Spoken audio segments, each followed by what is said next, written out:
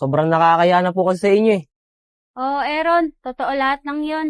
Pag-aaralin kita kasama ni Iya at ni Badong para masuklian ko lahat ng mga natulong mo sa mga kapatid ko noong mga panahong wala ako. Aaron, di ba ikaw na rin nagsabi na pag mahiya ka lang, walang mangyayari, kaya tanggapin mo na yung inalok ni ate.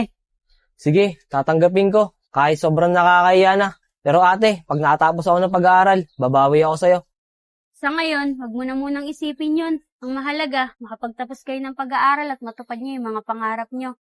Tsaka Aaron, huwag ka mag-alala, hindi ako tutol sa relasyon niyo ni Iya. Ang gusto ko lang, maging inspirasyon niyo yan habang nag-aaral kayo. Opo, Ate Kim. Pangako po namin ni Aaron sa'yo yun. Sige po ate Kim, pagbubutihan po namin yung pag-aaral. Iya, maraming salamat sa'yo dahil di mo ako nakalimutan. Tawag ng aking damdamin ay ikaw at walang iba.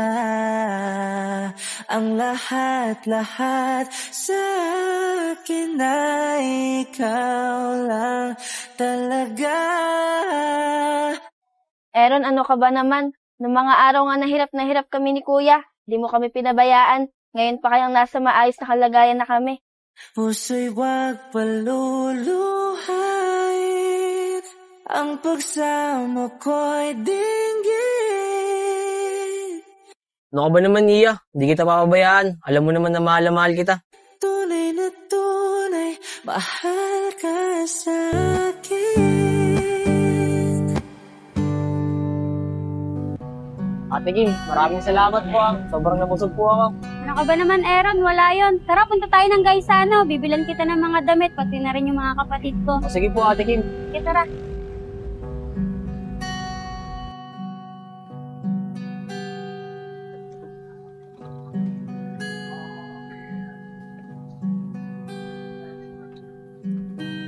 Aaron, ito nga pala yung kwarto ni Iya tsaka ni Badong. Pwede ka na rin dito matulog. Doon naman sila sa taas.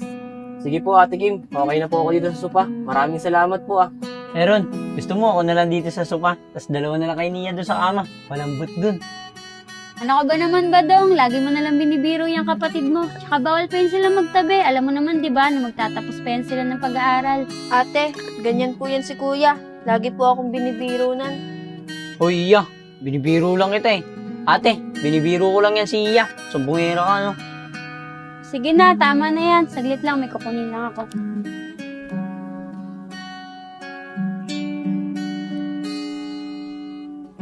Ito nga pala, bibigay ko sa inyo. Nabili ko to nung nasa ibang bansa pa ako. Badong, kay Ian na muna tong iPhone Ito na muna sa yung Android. Magagamit niya yan sa pasukan.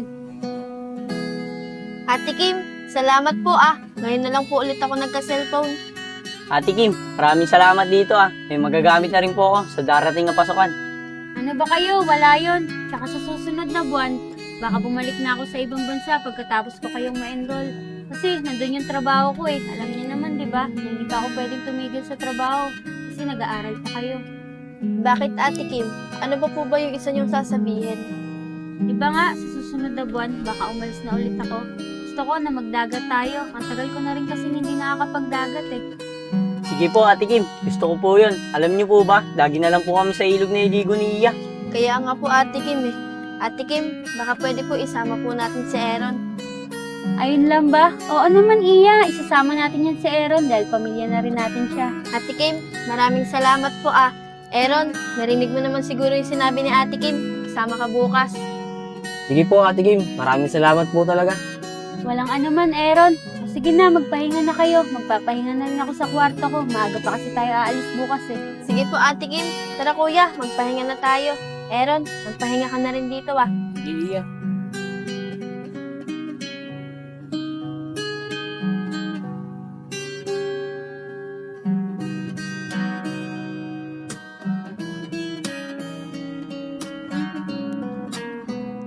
Sabihan ko na lang si Aaron. Mahal na mahal, yan ang damdamin na sa'yo'y nararamdaman. Kung di mo alam, puso'y di mapalagay pag di ka na mamasdan. O bakit ganyan? At maging sa'king pagtulog.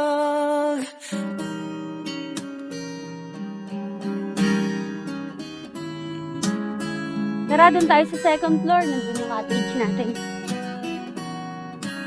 Pin, ayos dito, no? Ang ganda. Kaso, nakakahiya sa atin ni Iya, no? Kaya nga eh. Tol, wait lang. Sarili na lang kaya tayo ng cottage.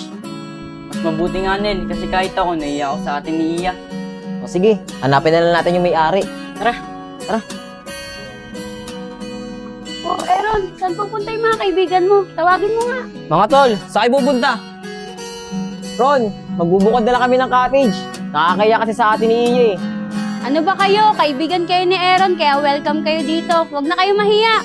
Ano mga tol, tara na, atin na ni Iya yung nagaya sa inyo. Ah, ganun ba? Tara, sige Ron, pataas na kami dyan. Tara, pumasok na kayo.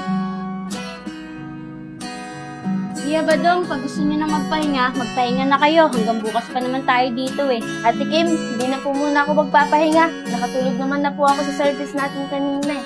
Ako din, Ate Kim. Di na muna ako matutulog. Namiss ko kasing maligo ng dagat eh. Tara, Iya. Maligo na tayo.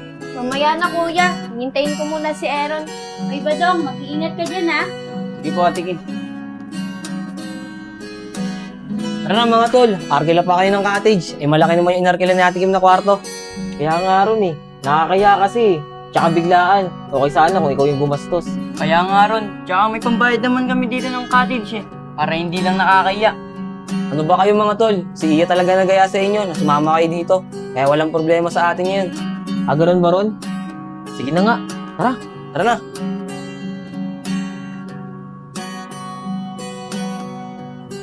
O mga tol, ba't magsasarili kayo ng cottage? Eh, malaki naman yung kinuwang kwarto ni ate. Kuya, naiiyak sila kay Ate Kim eh. Pero okay na, nakausap ko na sila. Ano ba naman kayo? Huwag na kayo maiyak. Mabait niya si ate. Sige na, pumasok na kayo. Sige Badong, salamat ah. Talaga. Tara na mga tol, lagyan nyo na yung mga gamit nyo dun. Aaron, maliligo ka na ba? Gusto ko na kasi maligo eh. Sige Iya, ano mga tol, maliligo na rin ba kayo? Maliligo na kami ni Iya eh. Sige tara, para masulit natin yung araw ngayon. Tara!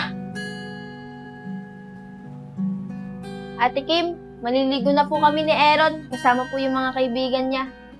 Ah, sige Iya, pero huwag kayo pupunta sa malalim ha. Mag-order na rin ako ng pagkain natin para pagkatapos niyong maligo, makakain na tayo. Sige po Ate Kim, dito na po kami.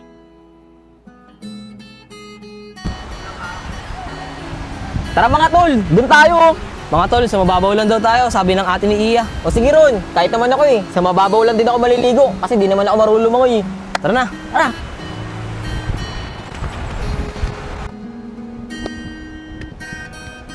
Aaron, teka lang. Huwag mo akong bitawan ah. Takot kasi ako nalunod eh. Oo naman Iya, ba't naman kita bibitawan? Tsaka huwag kang matakot, andito naman ako eh. Sige.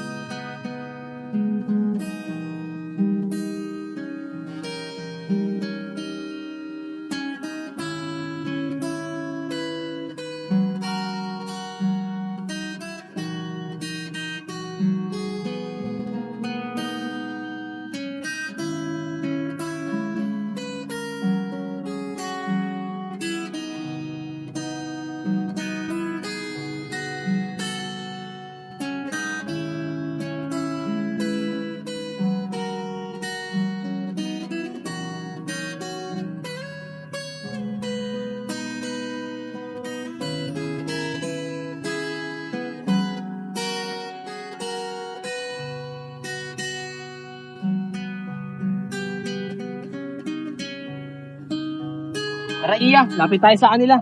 Pero tara. Dali kita atang.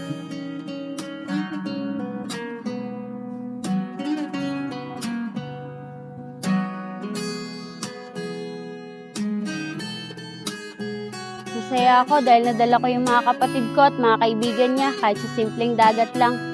Pero mas masaya ako dahil nakikita ko silang masaya.